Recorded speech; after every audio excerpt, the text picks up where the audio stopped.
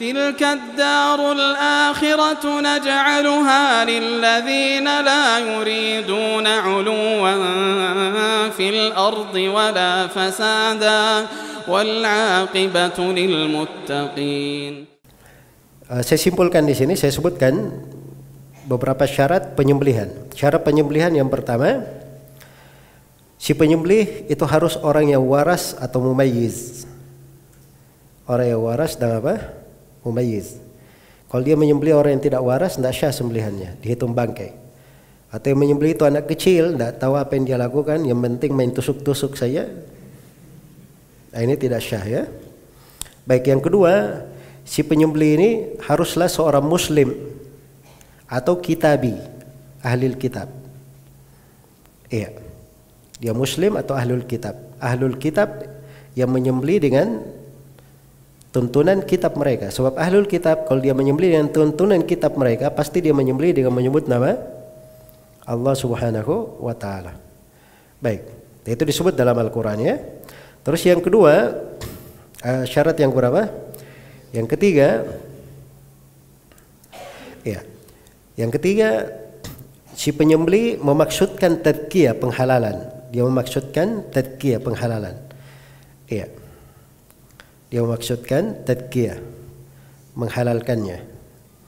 Sebab dalam Al-Quran kan dikatakan illa ma dakkaitum, kecuali apa yang kalian tadkiyah. Ya, jadi harus dia maksudkan penghalalan. Adapun kalau dia sekedar potong, dia tidak maksudkan penghalalan, maka ini tidak syah, dihitung bangkai nanti. Dihitung bangkai. Atau dia misalnya main pedang, ya. Main pedang dipikirnya kosong, tiba-tiba ada kambingnya lewat, nah, kena tebasan.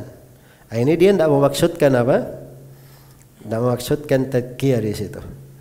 Makanya itu tidak syah. Baik. Jadi dia harus memaksudkan tadkiyah. Baik.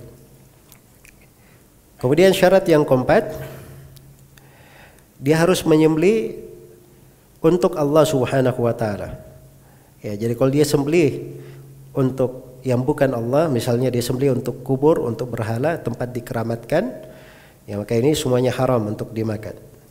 Ya, wa ma dzubiha 'alan nusuk, apa yang diharamkan bagi kalian, sesuatu yang disembelih untuk berhala. La'anallahu man dzabaha li ghairillah. Allah melaknat orang yang menyembelih untuk selain Allah. Syarat yang kelima, ya, ketika penyembelihan dia harus membaca nama Allah. Dia baca bismillah, itu paling minimal. Inilah yang disebut oleh penulis di sini. Tapi kalau dia mau lebih lengkapnya, dia baca bismillahi apa? Wallahu akbar. Bismillahi wallahu akbar. Iya. Baik, kalau misalnya ada orang yang lupa baca basmalah, lupa dia baca tasmiyah, baca bismillah. Hah? Seperti keadaan sebagian tukang sembelih, dia biasanya bismillah, bismillah. Tapi ini sudah 40 ekor kambing dia sembelih. Akhirnya lupa dia baca bismillah. Hah? Karena biasanya tangannya bergerak menyembelih aja. Kalau lupa bagaimana? Ya, ini ada silang pendapat ya di kalangan para ulama. Dan yang benarnya kalau lupa itu masuk di dalam golongan yang dimaafkan. Dan tidak ada masalah dengan hewan sembelihannya kalau dia lupa. Baik. Iya. Berdasarkan dalil-dalil umum ya dalam hal ini, dan pernah di dalam hadits Aisyah riwayat Al-Bukhari, ada satu kaum yang datang kepada Nabi, mereka berkata, ya Rasulullah, ada orang yang membawakan kami daging, kami tidak tahu ini daging disebut nama Allah atau tidak. Kata Nabi, sammu alaihi antum wa kulu. Kalian sebut saja nama Allah kalian dan makan. Kalian baca bismillah makan. Tidak ada masalah. Baik. Kemudian yang keenam, ketika menyembelih tidak boleh melafadzkan nama siapapun kecuali nama Allah Subhanahu wa taala. Jadi kalau ada yang melafadzkan di situ nama wali, nama kiai atau nama siapa, ya maka itu menjadi tidak halal, jadi haram. Yang ketujuh, hewan harus disembelih dengan menggunakan benda tajam.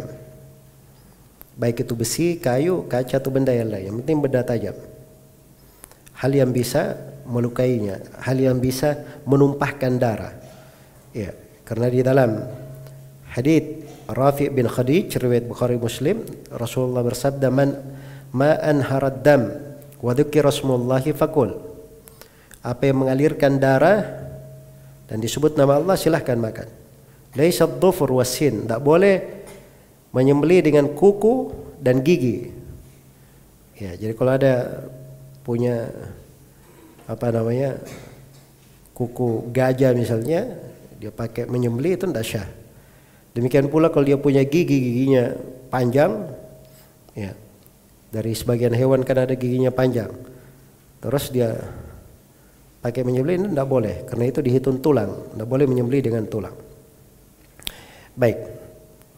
Kemudian yang ke-8, ini hadits ada juga hadits Ka'ab bin Malik ya, tentang pengembala perempuan yang tertimpa musibah, lalu dia pecahkan, ada kambingnya yang mau mati, dia pecahkan batu, terus dari tajaman batu ini dia pakai menyembelih, ya, maka itu dibolehkan. Dan dari hadits ini saya ingatkan bahwa perempuan boleh saja dia menyembelih hewan. Sebagian di masyarakat kadang ada yang bertanya, boleh nggak perempuan menyembelih? Kalau boleh, boleh saja. Syah, yang penting dia memenuhi ketentuan dan syarat yang sedang kita baca sekarang. Syarat yang keberapa sekarang?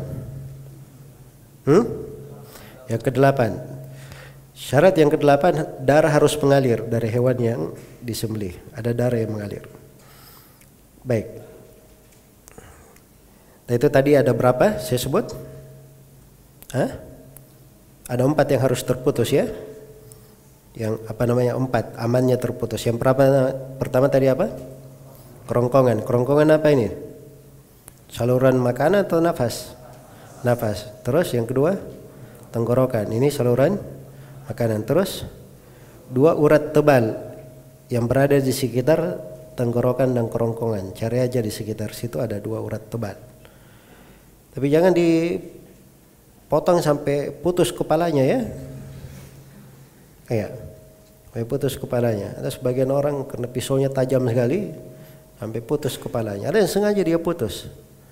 Ya, sengaja dia putus. Nah, ini keliru ya, seperti di Yaman itu. Di Yaman itu anak-anak sana kalau motong sampai putus kepalanya. Ya. Kalau kita kan potong ayam itu sedikit aja, kita potong 4 saja, tidak putus kepala. Ya. Saya pernah potong ayam, nggak putus kepalanya. Sama Yaman dibilangin, ini nggak tahu menyembelih. Ya. Karena biasanya mereka kalau potong ayam itu putus kepala, putus kepala. Nah ini keliru ya, ini keliru. Ya, baik. Muncul permasalahan di sini. Kalau ada yang menyembelih sampai putus kepalanya, bagaimana hukumnya? Kalau misalnya hewan itu diputus kepalanya langsung mati, ini berarti dia mati karena putus kepala, bukan karena disembelih. Dia dihitung bangkai nanti. Jelas ya? Tapi kalau dia misalnya disembelih putus kepalanya, dia masih goyang-goyang, terus mati, ini berarti dia mati karena disembelih. Mati karena apa? Disembelih. Baik. Hewan itu kan bisa mati karena sakit kan? Ada yang karena ditinju langsung mati. Ada kambing itu tabrakan dengan sapi, mati kambingnya. Nah, ini kan karena dia kena pukulan akhirnya mati. Sama seperti itu, kadang disembelih putus kepala langsung mati. Jadi matinya itu bukan karena apa? Karena mengalir darah, tapi karena dia kena hal yang berat pada dirinya. Iya. Baik. Jadi ukurannya seperti itu tadi. Kemudian syarat yang ke-9,